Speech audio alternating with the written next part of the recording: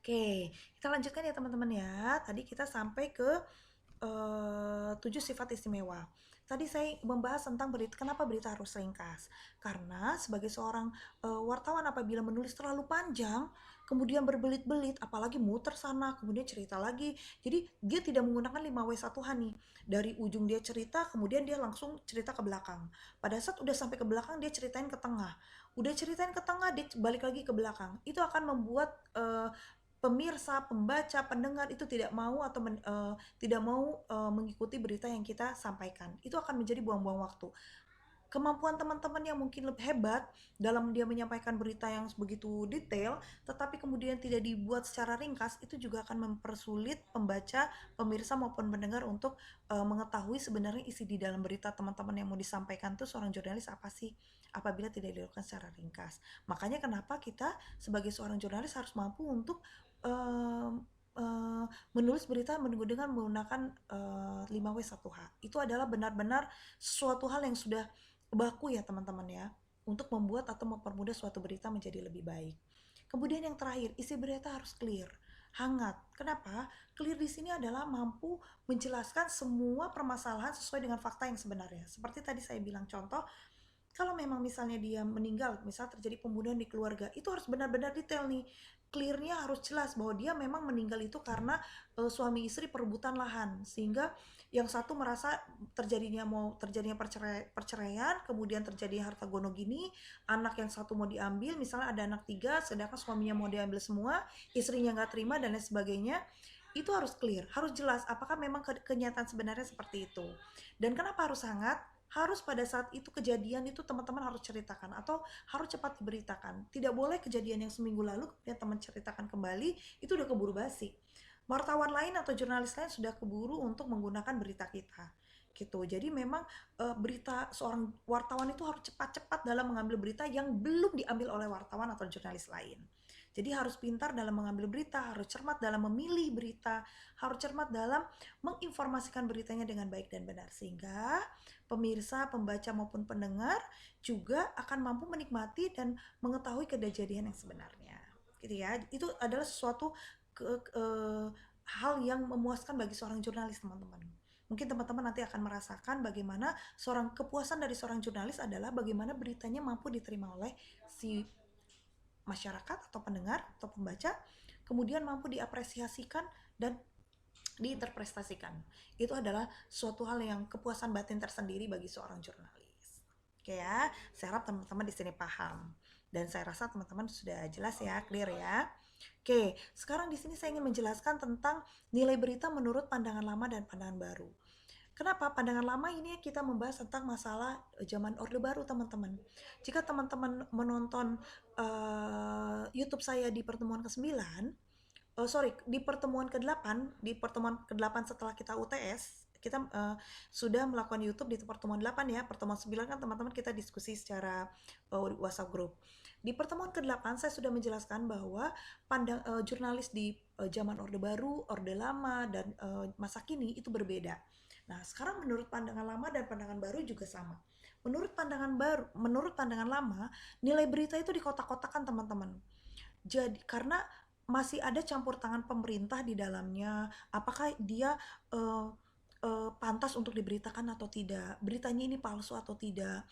Kemudian ini memang dia tidak memikirkan dampak, teman-teman. Oh, ini kalau ceritain ini dampaknya begini, tetapi memang masih berurusan atau menggunakan pandangan atau opini pemerintah, masih ikut campur di dalamnya untuk pandangan lama, untuk pandangan nilai berita menurut pandangan lama. Jadi intinya kebebasan pers itu sedikit terhambat ya, bukan terhambat tetapi sedikit karena ada campur tangan orang lain, tidak bisa bebas, sehingga membuat terkotak-kotak nih, kayaknya nih ini yang pantas untuk diberitakan, oh ini jangan, oh ini yang pantas, masih seperti itu teman-teman. Tetapi menurut pandangan baru itu sudah beda.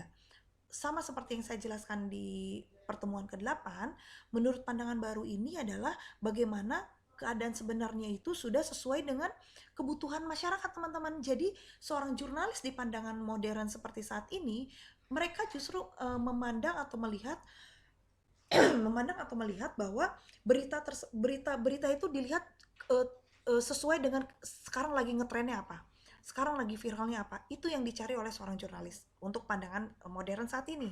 Beda dengan zaman lama, mereka justru mengikuti mengotak-kotakan karena masih ada campur tangan dari orang-orang tertentu, komunitas maupun dari pemerintah.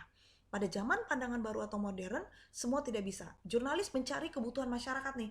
Misalnya contoh sekarang lagi viralnya kan orang banyak menggunakan YouTube ya, orang menceritakan kehidupan pribadinya, menceritakan dia punya keahlian, misal dia bermusik, kemudian dia bermusik dengan YouTube, orang akan menikmati nih. Sekarang itu seorang jurnalis itu harus mampu untuk melihat pangsa pasar saat ini. Pangsa pasar saat ini adalah orang punya keahlian, kemudian dia share di YouTube, kemudian orang banyak suka dengan hasil dari video rekamannya, itu akan membuat uh, kepuasan tersendiri bagi orang yang memiliki keahlian. Memiliki keahlian itu bisa melucu, bisa dengan musik, bisa dia dengan ilmu pengetahuan, bisa juga dengan kalau untuk anak-anak sekarang mungkin games dan lain sebagainya. Terkadang memang keuntungannya bagi si pemakai atau si penonton juga merasa terhibur ya dengan hiburan. Tetapi secara negatifnya juga itu ada beberapa negatifnya, pasti ada positif dan negatifnya teman-teman ya. Kalau negatifnya itu karena semua kita bebas. Maaf teman-teman.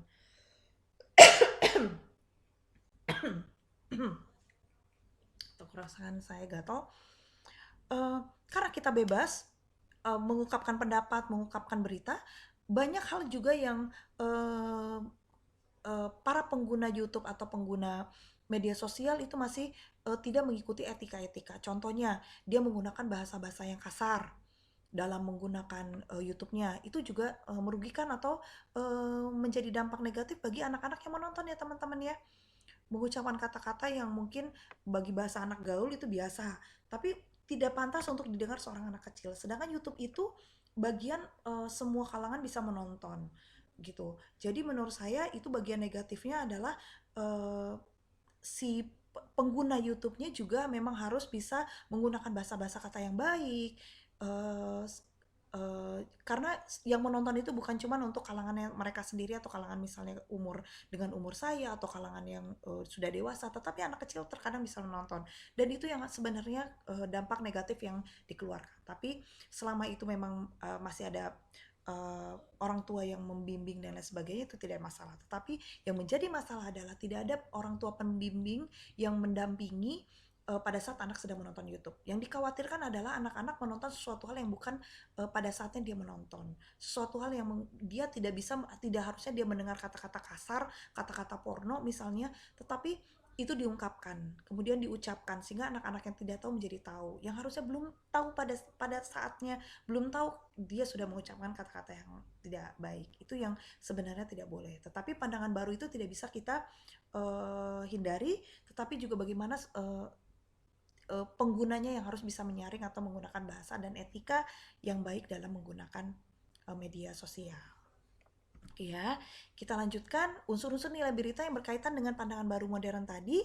Yang pertama adalah harus ada kejelasan. Itu sama seperti unsur berita, tetapi di sini menurut pandangan modern secara keseluruhan ya teman-teman ya, kita tidak membahas lagi pandangan secara lama, kita tidak menggunakan bahasa orde lama, kita mulai di orde baru atau pandangan kita saat ini bahwa suatu berita itu harus clear.